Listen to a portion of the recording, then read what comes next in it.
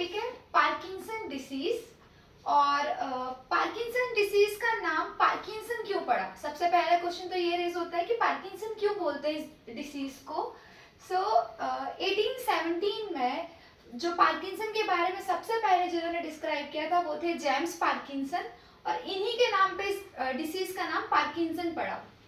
Parkinson disease को हम movement disorder और शेकिंग पाल्सी भी बोलते हैं। नाउ पार्किंसन डिसीज होता क्या है? Parkinson disease is chronic progressive motor disorder. Chronic means what?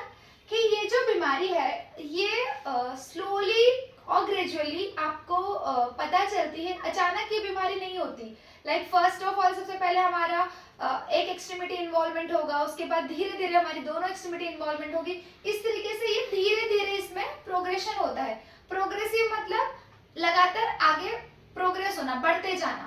Motor disorder हमारे बॉडी में दो तरह के वो होता है, मोटर पाथवे होता है, सेंसरी पाथवे होता है। मोटर डिसऑर्डर मतलब इसमें जो हम जिस तरीके से हमने बताया कि हम इसे मूवमेंट डिसऑर्डर भी बोलते हैं।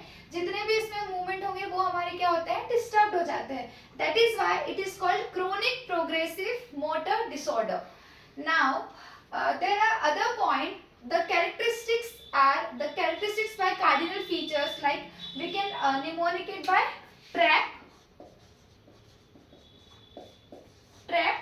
T stands for tremor. Now what do you mean by tremors? We can say that tremors means shaking type of movements, or tremor is like two types of tremor, resting tremors.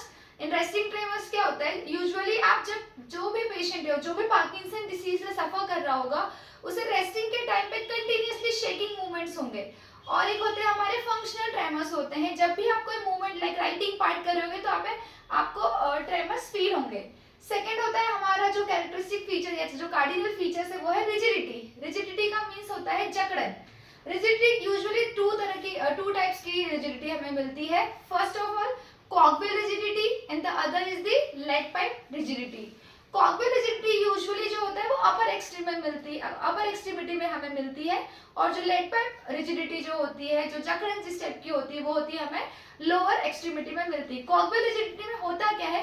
cogwheel wheel type clockwise हमें, for example मुझे अगर biceps का flexion करना हो या मुझे flexion करना हो, एल्बो का फ्लेक्शन करना हो, तो मैं क्या जो मेरा जो रेजिस्टेंस मुझे फील होगा वो होगा क्लॉक टक डायरेक्शंस में, लाइक क्लॉकवाइज डायरेक्शंस में मुझे रिजिडिटी फील होगी जब मैं पैसिव मूवमेंट्स किसी भी पेशेंट को अप्लाई करूंगी या करवाऊंगी। That is called the cogwheel rigidity. और जो हमारी लेग पाइप रिजिडिटी होती है वो throughout the passive movement हमें फील होती है। Now third cardinal feature is akinesia. That means A means no, kinesia का मतलब होता है मूवमेंट। या तो हमें मूवमेंट देखने को ही नहीं मिलेगा, या फिर bradykinesia. Brady means slowness of movement. Movement जो होगा वो स्लो हो जाएगा। जो फोर्थ कार्डिनल फीचर होता है that is called the postural instability. इसका मतलब ये होता है कि पेशेंट जो होगा वो जनरली फ्लेक्शन पोस्चर को क्या करता है, अडॉप्ट करता है। उसके शोल्डर रिट्रैक्टेड होना शुरू होंगे, स्टूप पोस्चर आएगा उसका। तो ये बेसिक कार्डिनल फीचर्स होते हैं जो हमें सबसे पहले पार्किंसन में देखने को मिलते हैं। नाउ पार्किंसन में होता क्या है? पार्किंसन में क्या होता है, एक सबस्टेंशिया नाइग्रा हमारा पार्ट होता है जो कि बेसल गैंग्लिया का एक पार्ट होता है।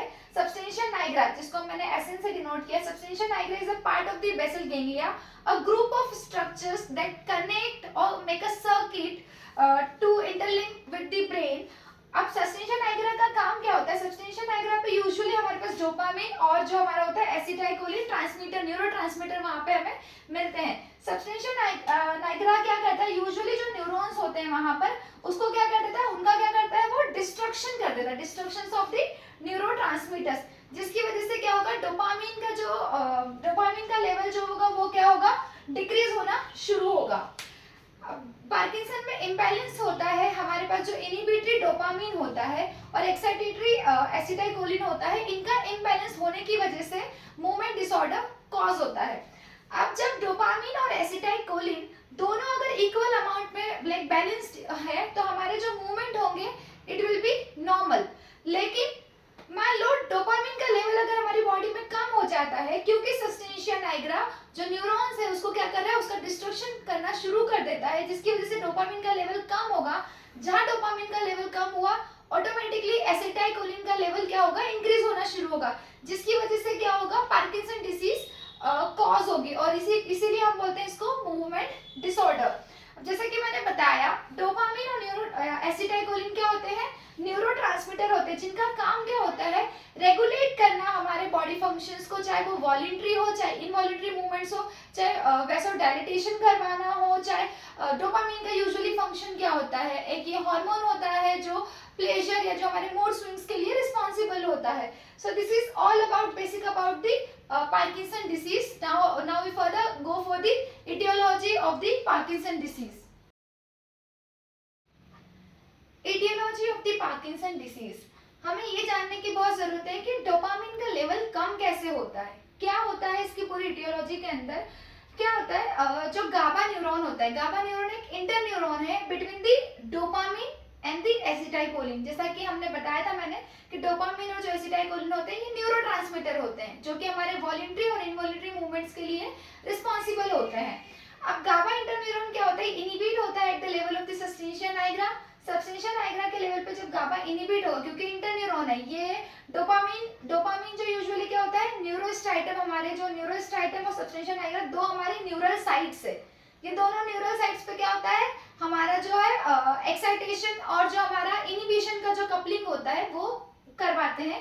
डोपामिन जैसे जैसे डोपामिन का इनिबिशन होना न्यूरोस्ट्राइटम के लेवल पे, और वहीं पर एक्सिटाइलकोलिन का क्या होना, एक्साइटेशन होना, जब ये दोनों आपस में बैलेंस होते हैं। अगर डोपामिन और एसिटाइलकोलिन अगर मान लो बैलेंस है, क्योंकि ये इनिबिशन का काम कर रहा है, ये एक्साइटेशन का काम कर रहा है, दोनों अगर इक्वल है तो जो मूवमेंट होंगे वो क्या होते हैं, बैलेंस्ड मूवमेंट होते हैं।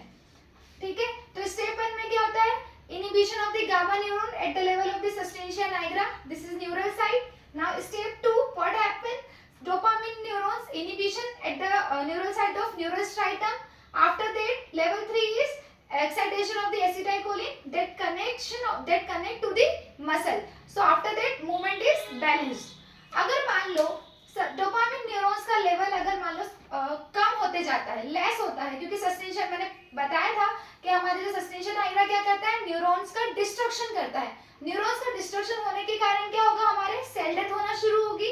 सेल डेथ जैसे ही शुरू होगी तो लेस डोपामिन रिलीज होगा, कहाँ पे, न्यूरोस्ट्राइटम के लेवल पे।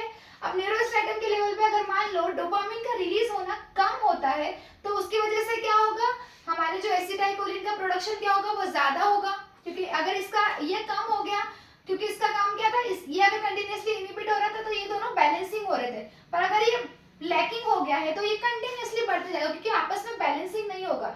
जैसे जैसे एसिटाइलकोलिन का प्रोडक्शन ज्यादा हुआ तो एसिटाइलकोलिन का काम ही एक्साइटेशन करवाना, ये क्या कॉज करेगा, trigger abnormal movement, trigger abnormal signal. तभी तो हम बोलते हैं कि कंटिन्यूअसली क्या होता है, शेकिंग मूवमेंट टाइप की, इसको हमने बोला था ये शेकिंग पाल्सी भी इसको हम बोलते हैं।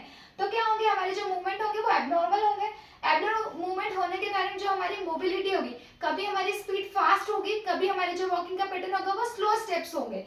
और यही सब कारण है कि पार्किंसन क्या होता है, हमारा कॉज, जो पार्किंसन कॉज होने के कारण क्या है, डोपामिन का लेवल कम होना, एसिटाइलकोलिन का लेवल बढ़ना। क्यों बढ़ता है ये, क्योंकि जो है हमारी पूरी जो मैकेनिज्म है वो क्या होती है, डिस्टर्ब हो जाती है, और जिसका कॉज होता है वो वी कैन से दैट इसका जो इटियोलॉजी है वो अननोन भी है, जेनेटिक भी हो सकता